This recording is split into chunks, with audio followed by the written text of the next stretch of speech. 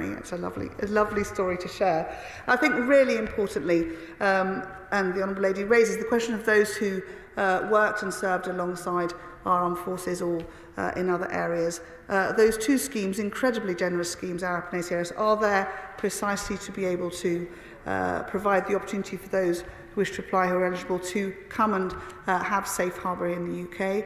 And that's a scheme, particularly ARAP, which will continue for as long as is needed. And we encourage those who perhaps haven't, though the numbers suggest that very large numbers have already applied to do so, and it is a long-standing, as I say, very generous scheme which we will continue to do. And week in, week out, we are able to bring these incredibly brave people who served and supported our armed forces to the UK. Mark Logan. Thank you, Madam Deputy Speaker. And my Afghan diaspora in Bolton takes this matter very seriously under the leadership of Dr. Aziz, who I should also know is opening a new medical centre next week in Bolton. What we'd like to ask is what discussions has government had with the Pakistani High Commissioner to the UK to make sure that those who are eligible won't be adversely affected by this 15th of April deadline that the Pakistani government is now working to deport Afghans from the country. Minister. The Honourable Member raised an important point, and it's good to hear that a new medical centre is opening, which will provide, I'm sure, for the whole community important services. As I say, both our British High Commissioner in Islamabad and indeed the conversations that we have with senior officials here and the Pakistani High Commissioner based in London continue day in, day out. It's a very close relationship. That commitment that we have in provision of a letter of support for those who are in Pakistan waiting to come to the UK because they have been found eligible for one of the two schemes is one that is respected, and the new government of Pakistan have indicated as the other one did. Joanna Cherry. Madam Deputy Speaker, as my honourable friend, the member for Western Bartonshire, has already mentioned, in our report on the Rwanda Bill, the Joint Committee on Human Rights warned that other nations might be influenced by the way in which the United Kingdom treats its international law obligations. This was earlier this year, and we noted that at that stage, the Prime Minister of Pakistan had already referred to the UK government's Rwandan policy in defence of his decision to deport Afghan refugees. Now, I would suggest to the Minister this is actually quite a serious matter. And does she appreciate that while the Pakistani policy might not be identical to the British government's Rwanda policy, the fact that the British government has been prepared to set to one side its international treaty obligations in respect of refugees and asylum seekers acts as an encouragement to other countries who wish to do the same? Minister.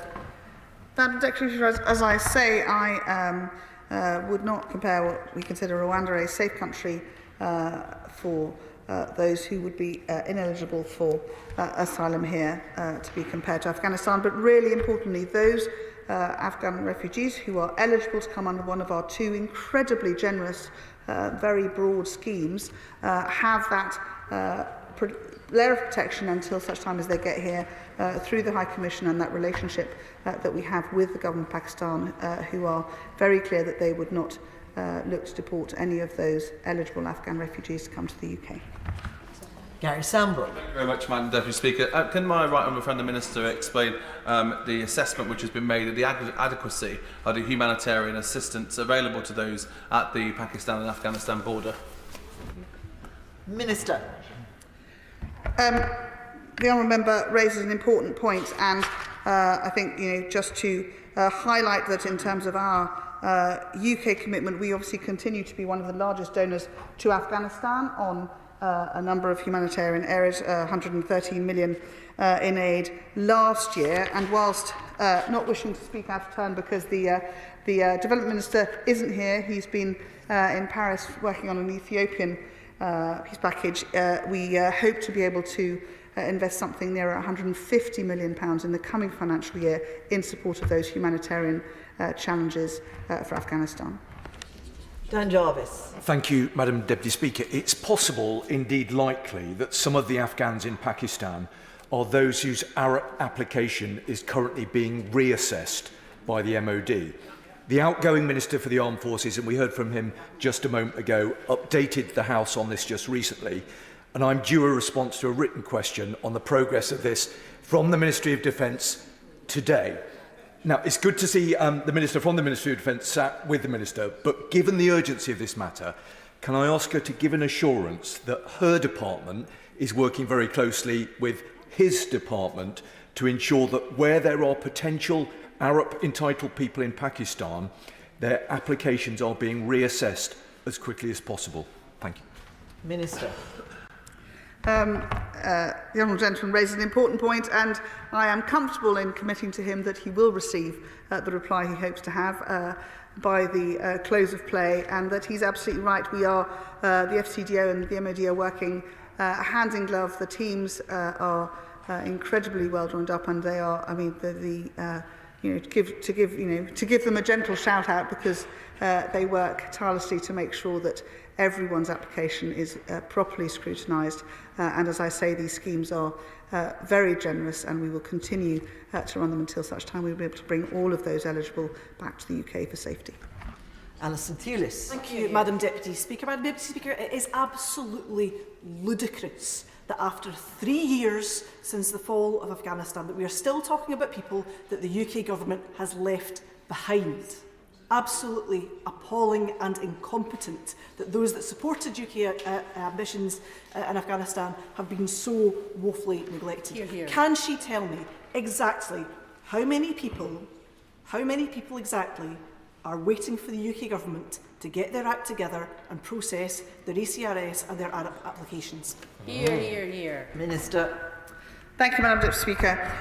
As I say, these are broad and generous schemes, and I can update the House today, because these are the figures I have in front of me, that since October of last year we have been able to complete 24 charter flights and relocated over 5,500 individuals, and we will continue to work on that, and our High Commissioner and her team in Islamabad and the teams here through the Ministry of Defence, the teams who work from the Ministry of Housing, an incredible team of officials working together to make sure that we bring all those who are eligible back to the UK. Debbie Abrams. Thank you, Madam Deputy Speaker. While I acknowledge the role Pakistan has played in hosting Afghans after the pitting exercise, we need to recognise that many of the people that are being returned from Pakistan will be at significant risk. On top of that, many Afghans were incorrectly advised about which scheme to apply for, and as a consequence may not even be in the process. So in addition to those that have started the process, there will be another cohort who haven't started it because of the poor advice before. So given that AICS isn't even opened now, there is no phase 4 opened at this moment, what numbers of people are expected? I've got a constituent, Madam Deputy Speaker, it is really important. What numbers is the Minister expecting aren't on the process and need to be accommodated? Minister. Madam Deputy Speaker, as I say, the Arab programme is a very generous one, and it remains open, and and with ACRS, obviously the first part has been running, and we will continue to run these schemes as we need to. But so the Honourable Lady is very welcome to write to me. She said she has a very specific constituent connection that she wishes to raise. She's very welcome to write to me, and I'm happy to look at that. But the schemes continue to work, and our teams are working day in, day out to make sure that those who are eligible are able to get to the UK. Matt Weston. Thank you, Madam Deputy Speaker. I've raised before about the special forces, and who may be stuck now in Pakistan, but also the matter of those who are working in local government, who may have been magistrates and others. Family members, Afghan family members in my constituency, suggest that this could have long-term reputational damage on the UK in terms of how this has been handled. What's her assessment? Minister. Madam Speaker, the honourable gentleman highlights the fact that the review of further potential eligible applicants is ongoing by the Ministry of Defence, and as decisions on eligibility are determined, they will of course have the support of those who are already in the scheme and eligible to come to the UK. And I'm very proud of what is a very broad and generous scheme, and it will continue to run for some time, I have no doubt, whilst we bring many of these refugees to the UK. Jim Shannon. Thank you, Madam Deputy Speaker, and I thank the Minister, as always, for her responses. What steps are government going to take to not only provide safe passage and route for Afghan and allies to reach the UK, but also to provide them with safe legal status? I give the case, Madam Deputy Speaker, of one of my constituents who served in Afghanistan in the army. Alongside of him served an Afghani. That Afghani had to leave with his family Afghanistan and flee to Pakistan. I met him in Pakistan 2.5 or almost 3 years ago. The point I want to make is, if we get that gentleman and his family, his wife and his 4 children, to Strangford constituency, we'll get him a job, we'll get him a house, we'll make sure that his children are educated.